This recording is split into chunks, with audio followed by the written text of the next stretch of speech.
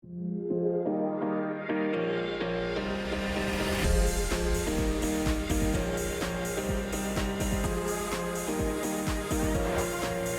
pemirsa SR TV, kembali lagi di Talk Show SR TV. Kali ini dengan saya Febriana Kenya atau bisa dipanggil Kenya.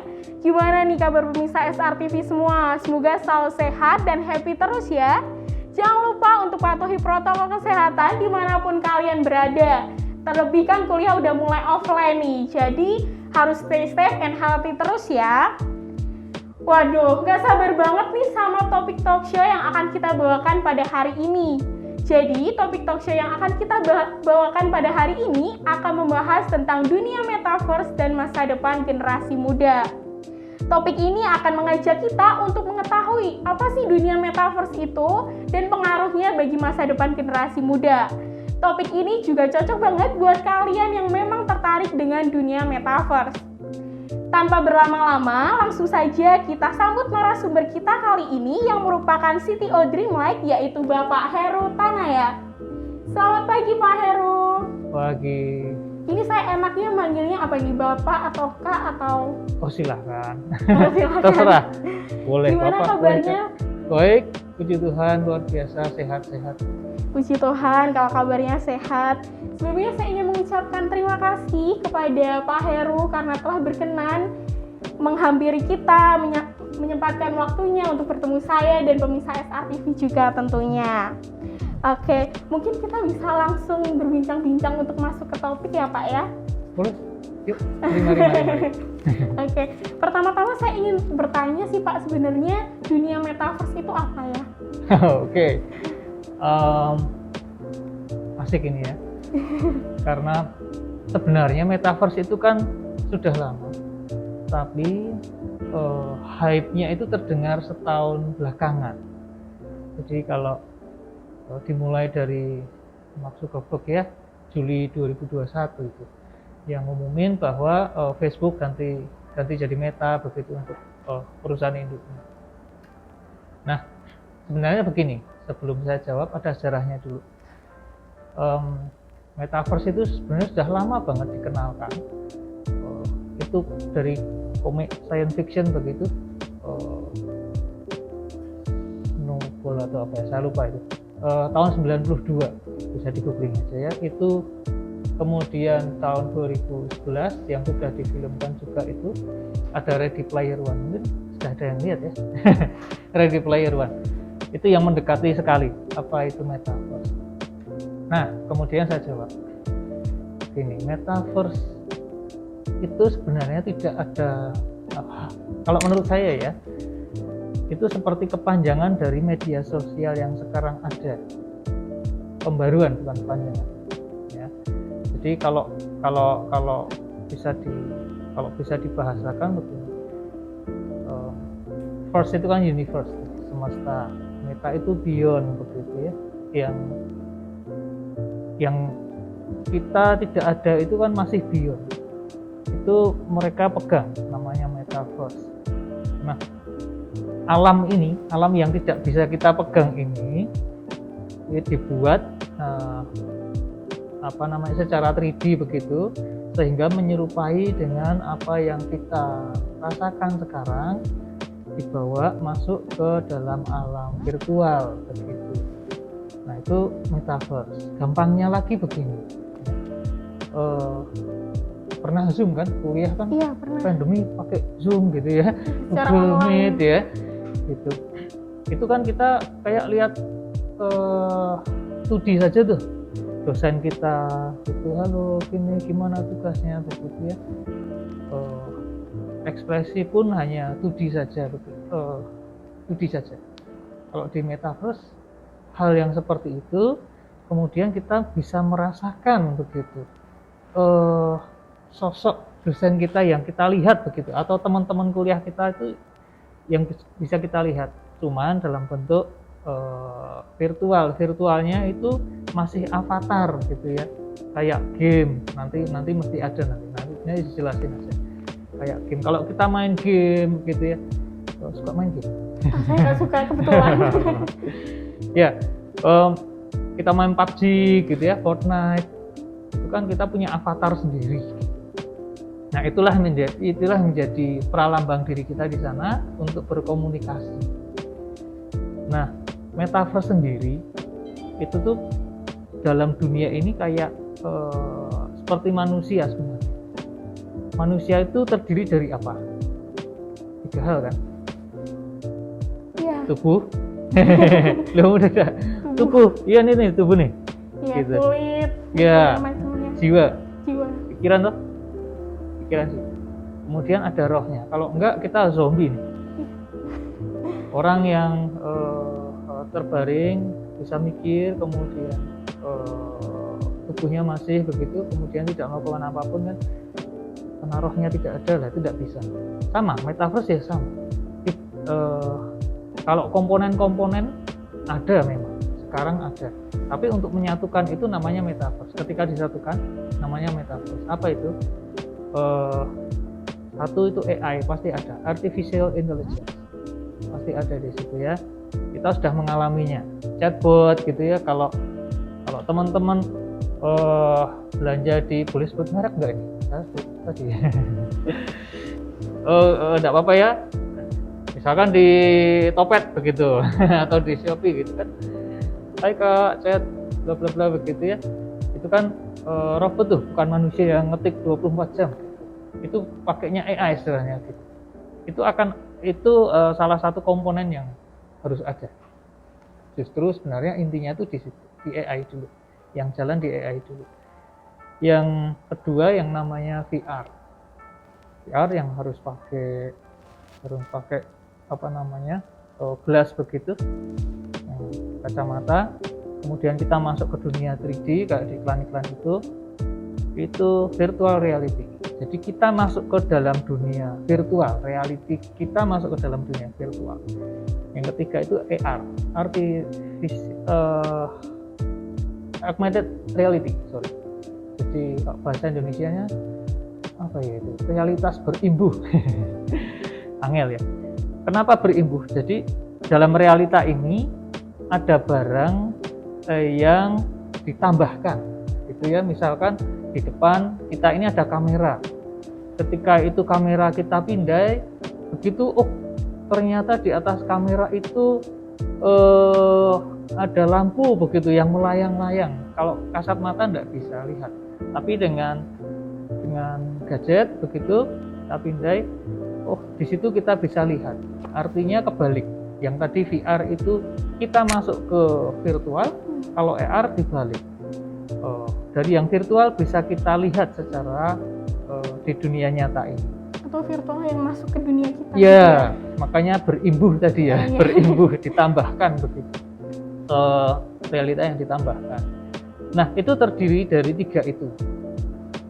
Jadi metaverse itu kalau dipersingkat sebenarnya, kalau menurut saya sih ya, menurut saya pribadi ini personal ini, media sosial yang sekarang kita ada, cuman bentuknya 3D gitu ya.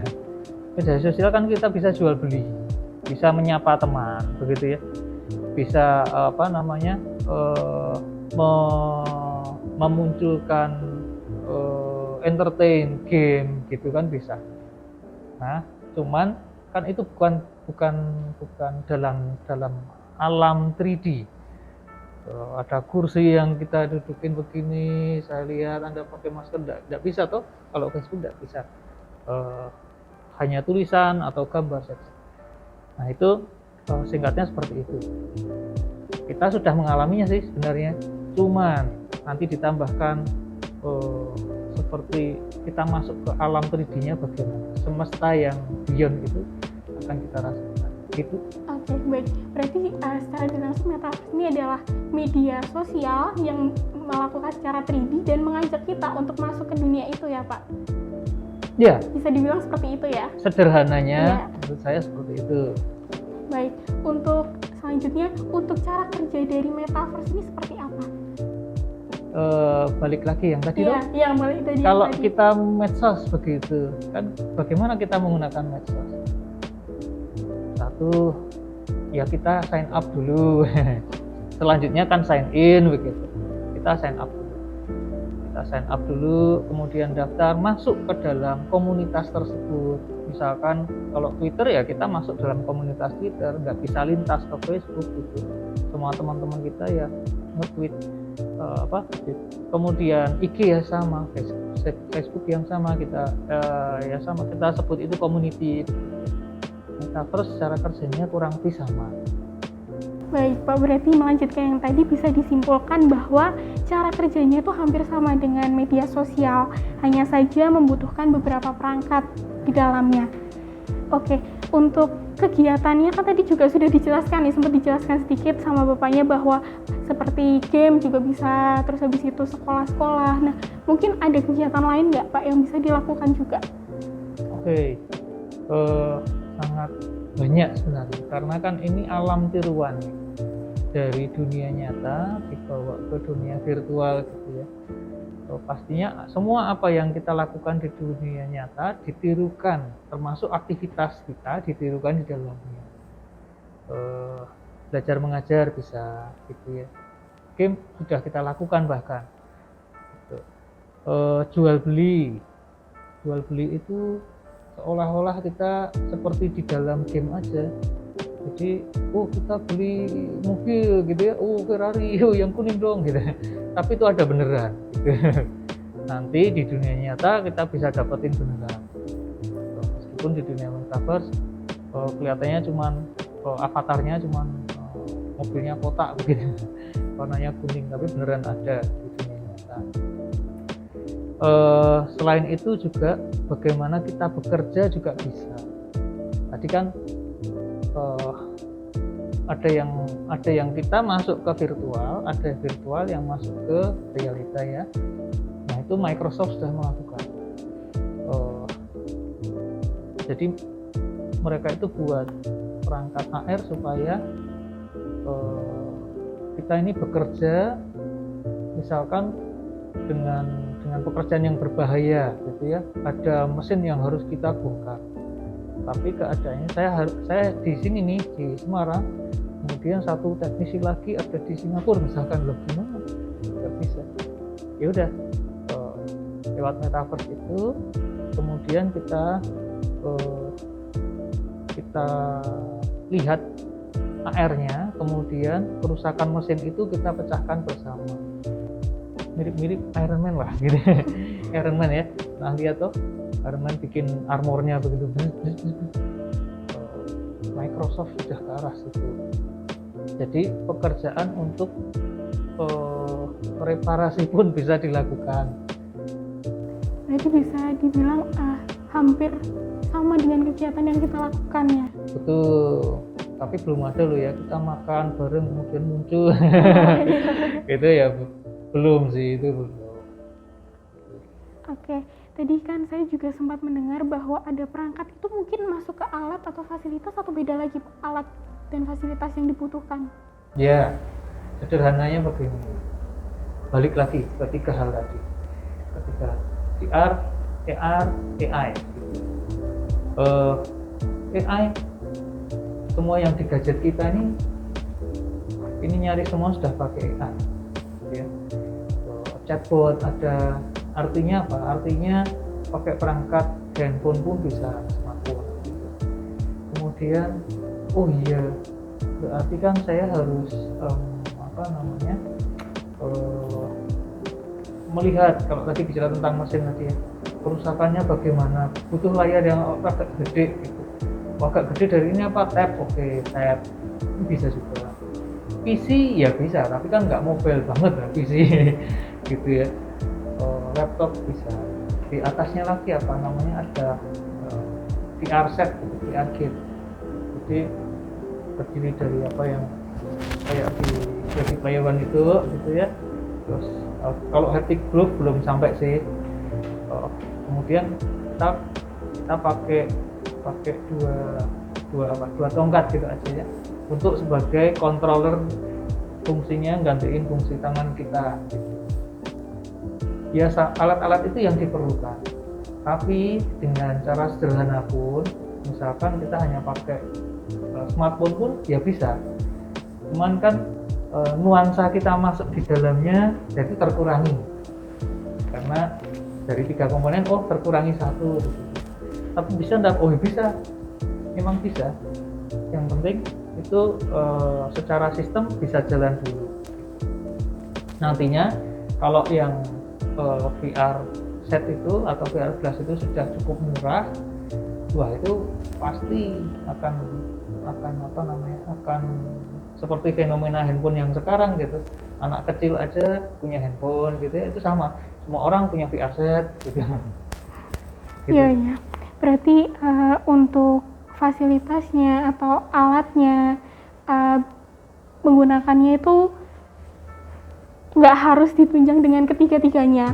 Mungkin bisa dikurangin 1, itu tidak akan mengganggu prosesnya gitu ya. Oke. Untuk sebenarnya tadi sudah di awal kan Bapak sudah menceritakan untuk perkembangannya, tapi saya ingin lebih mengetahui perkembangannya metaverse di Indonesia ini bagaimana? Ya,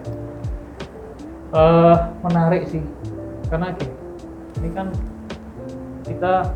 kita dalam rentang G20 ya, G20 tahun kan, dari akhir 2021 sampai akhir 2022 tahun. Nah, nanti di perhelatan terakhir ini itu Bapak Presiden kita akan launching namanya Metaverse Indonesia. Seru nih. Dimana Indonesia ini dibawa ke negara yang punya negara virtual yang sama gitu. Apa ini ya? Jadi tersanding antara yang fisik dengan yang tidak. Nah ini apa itu Metaverse Indonesia? Ya negara beneran yang di dalamnya ada aktivitas beneran seperti halnya aktivitas negara. Nah di November akan di-launch. Kalaupun itu alam-alam virtualnya itu sejauh yang saya pelajari, saya baca itu akan dikloningkan begitu, ditwinskan itu beberapa kota, termasuk ibu kota yang baru, Jakarta gitu ya, terus 5 lagi yang lain saya lupa. Indonesia sudah masuk ke sana. Itu negara loh ya, bukan swasta. Kayak Facebook, Meta kan swasta tuh, kayak Microsoft juga swasta tuh. Ini negara yang punya metaverse, negara yang beyond begitu. Perkembangannya kalau di Indonesia sejauh itu loh. Oke, lanjut ya Pak. Saya mau tanya nih, untuk dampak positif serta negatif yang ditimbulkan, pastinya ada dari metaverse. Bisa dijelaskan? Ya, menarik banget ya. Gini, segala sesuatu yang diciptakan di dunia ini pasti jadi pisau bermata dua. Sepakat nggak nih? Saya sepakat kalau saya. Jadi gini, misalkan dulu kita ada TV gitu. TV oke, pertama untuk sarana informasi yang lebih oke daripada radio yang hanya dengar dan membayangkan. Kalau kita hanya membayangkan, persepsi orang bisa salah. Maka harus diwujudkan supaya visual. Timbullah namanya TV. Oke, pertama membantu kita untuk informasi. Apakah TV itu seterusnya akan lurus-lurus saja? Tidak. Ternyata dengan teknologi itu banyak hal negatif juga, gitu ya. Sampai dengan hal pornografi dan lain-lainnya itu kan dijembatani oleh itu. Kemudian masuklah ke zaman internet. Wah, internet asik nih. Saya nggak perlu tulis surat. Kalau zaman dulu banget berarti kasih perangko tuh. Aku kirim ke Australia berapa minggu ya dari Indonesia gitu.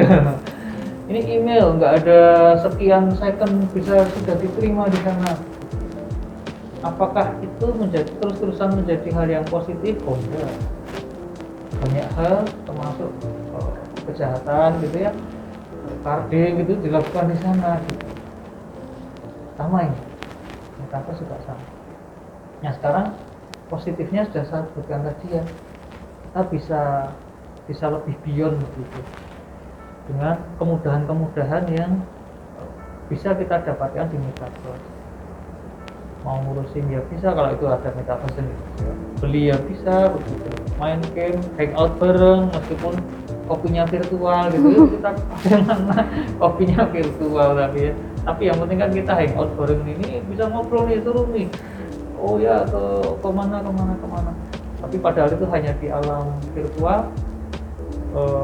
It's okay. Kemudian kita belajar juga bisa masuk ke ruang kelas begitu. Ruang kelas hari ini tidak membosankan di situ saja, yuk kita pindah ke tengah-tengah laut begitu di Hawaii, tiba-tiba kita ke Hawaii ya. Mungkin itu hal-hal yang positif yang bisa didapat ya, termasuk perekonomian bisa masuk ke situ. Kita bingung mau jual di mana ya, paling banter Topet lah, Shopee lah, Bukalapak lah gitu yang hari-hari ini ada. Itu bisa masuk ke Metaverse. Yang hari ini hanya jualan via WA bisa masuk ke sana begitu. Artinya apa? Kesempatan untuk memperbaiki ekonomi ini sangat gede. Ada peluang sangat gede. Sekarang negatifnya apakah semua yang bebas itu akan terus teratur? Tidak, pasti akan banyak kayak bullying, hal-hal yang begitu ya. Kemudian pelecehan yang lain pasti ada dampaknya. Kalau di dunia ini kan tidak ada yang semuanya itu terang, pasti ada yang gelap, pasti ada. Karena yang masuk ke situ kita nggak tahu loh, kan hanya avatar saja, bukan kita. Kan bahaya banget loh. Yang bicara ke kita ini cewek apa cowok nih? Anak-anak atau sudah tua nih? Jahat atau enggak nih? Nah itu filternya belum ada. Ya itu nanti kalau nggak segera diberesin akan meribet hal-hal macam itu. Karena ketika kita sudah masuk, data kita juga masuk. Ketika data kita masuk, berarti seluruh apa yang ada di diri kita masuk ke situ. Nomor telepon, KTP, semua data. Bahkan nilai Anda dari TK sampai kuliah gitu kan masuk. Itu kan bahaya itu. Ya itu harus ada harus ada regulasi yang, atau memang kedisiplinan, harus ada yang mengamankan hal-hal yang kayak. Ya, berarti melihat dampak positif dan negatif, mengingat tadi belum ada pembatasan dari dunia metaverse-nya sendiri, berarti dari dalam diri kita sendiri yang mampu membatasi dan membedakan mana dampak positif dan dampak negatifnya itu ya Pak. Oke, mungkin saya mau bertanya nih, kalau harapan dari Pak Heru sendiri untuk kemajuan teknologi metaverse bagi anak muda, mungkin ada, bisa disampaikan? Ini ya, buat teman-teman yang masih muda, saya udah tua ya. Anak muda itu kan sangat dinamis begitu. Saya juga pernah ngalami seumur kalian ingin yang baru, yang cepat. Satu hal yang harus ditanamkan in mind, di pikiran kita, di jiwa kita adalah kita harus bijak. Jangan serta-merta latah masuk ke dalam satu hal yang baru tanpa kita siap. Karena ada tren apa masuklah gitu, kita ambil waktu sejenak, kemudian jangan lama-lama nanti ketinggalan. Ambil waktu sejenak, kemudian yang muda-muda ini lihat tadi, ke depan sekian tahun lagi, pelajarin, amati begitu kan, tinggal googling kan gampang, amati apa ya yang positif negatifnya bagaimana. Kalau aku jump in ke sana, seberapa dalam saya masuk ke sana. Kalau memang sudah itu keahlian Anda di sana, silakan. Aku programmer, silakan itu silakan berenang-renang di sana. Kalau yang lain ya ada juga gitu ya. Karena semuanya itu kan dunia tiruannya kita. Siapa yang bisa ngontrol? Ya kita sendiri. ya bagaimana kita bisa masuk ke sana? Lihat dulu, tarik nafas dulu, lihat, pelajari. Oke, aku masuk ke ini. Tidak negatif kok itu, bukan hal yang negatif. Kemajuan teknologi itu kita harus ikutin, tapi tidak bisa menggantikan apa yang ada sekarang ini. Gitu. Manusia tetap manusia, interaksi begini harus ada gitu ya, ketemu. Itu tidak tergantikan dengan yang di dalam metaverse. Yang perlu digantikan misalkan nih keahlian, aku ngedesain dari rumah, bisa dijual, yang beli orang Amerika sana, bisa chattingan nih sama orang Amerika gitu ya. Kemudian orang Amerika bilang, ini kurang merah nih, kurang itu nih, kurang apa begitu. Ketika itu dilakukan di dunia ini untuk satu yang baik bagi kita, silahkan. Ya jangan serta-merta latah kalau saya. NFT ya, kita buat semua foto masuk NFT gitu. Jadi harapannya Pak Heru nih supaya pemirsa di rumah ini bisa bijak dalam menggunakan dunia metaverse dan juga tidak latah ya Pak ya, seperti tadi. Oke. Kalau dari materinya Pak Heru tadi, kita kan sudah banyak nih mengenal tentang apa itu dunia metaverse, bahkan juga udah dijelaskan lebih dalam komponen-komponennya, dampak-dampaknya, dan juga cara kita menyikapi adanya dunia metaverse hingga perkembangannya di Indonesia. Waduh, nggak kerasa ya Pak, ternyata kita udah cukup lama ini berbincangnya ini. Kembali saya mengucapkan terima kasih kepada Pak Heru yang bersedia menjadi narasumber kita kali ini untuk menyampaikan ilmu dan informasinya mengenai dunia metaverse kepada kami dan pemirsa di rumah pastinya. Oke.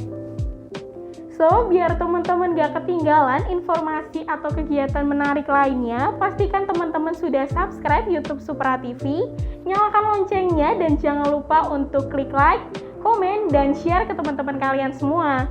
Kita juga ada Instagram yang bisa kalian follow nih di @suprafm, karena akan banyak konten serta live IG yang sering kita lakukan dengan topik dan narasumber yang gak kalah menarik juga. Oh iya, pemirsa SR TV bisa follow juga IG narasumber kita. Mungkin bisa diberitahu Pak. Ya, @heru_tanaya. Oke, @heru_tanaya ya teman-teman. Di follow nih IG-nya Pak Heru nih. Thank you. Kita juga punya podcast di Spotify dengan nama Supra Podcast dan Twitter kita di @suprafm_. Jangan lupa di follow juga ya teman-teman. Saya Febriana Kenya mewakili kru yang bertugas pamit undur diri dan sampai jumpa. Salam Supra FM, your favorite campus radio station. Dadah!